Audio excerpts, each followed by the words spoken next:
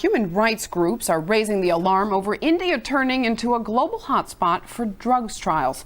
They claim international pharmaceutical companies are experimenting on patients, in some cases without consent.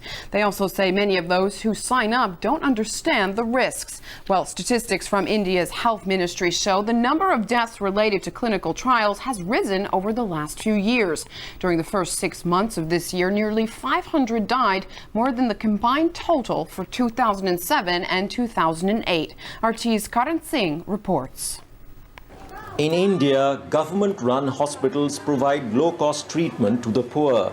But there are increasing claims that patients are being made guinea pigs in drug trials for Western pharma companies without their knowledge.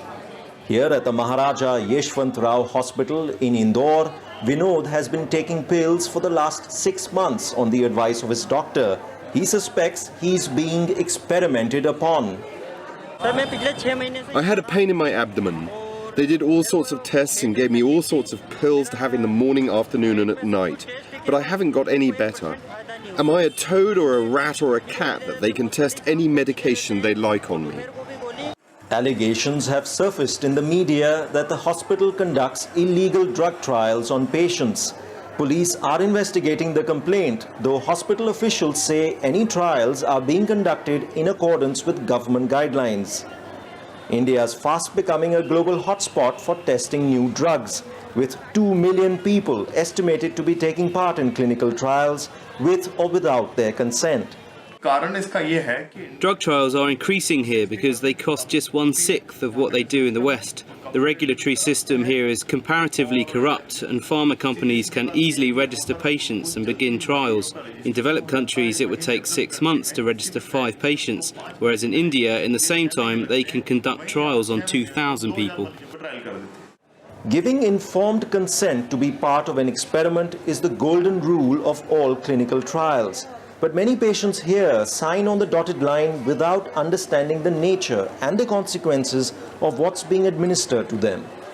Americans are treating Indians as guinea pigs. The patients being used for trials are illiterate and poor. They don't even know details of the drug or that it is a drug trial. This is unethical, to rope patients in without proper consent, without informing them that they are taking part in a drugs trial.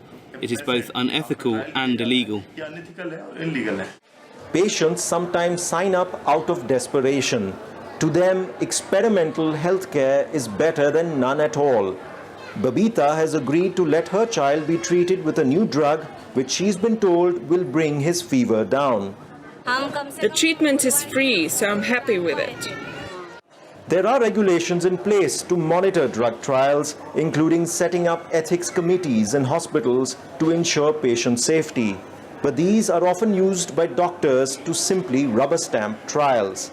The ethics committee has the important responsibility of monitoring drug trials, but it's a very ad hoc system that is misused. For instance, a medical institute in faraway Mumbai gives permission for a drug trial in cities like Indore, Bhopal and Jabalpur.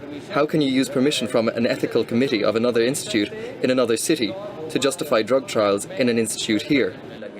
With over 1,300 drug trials currently being conducted in India, this industry is already said to be worth over $1 billion.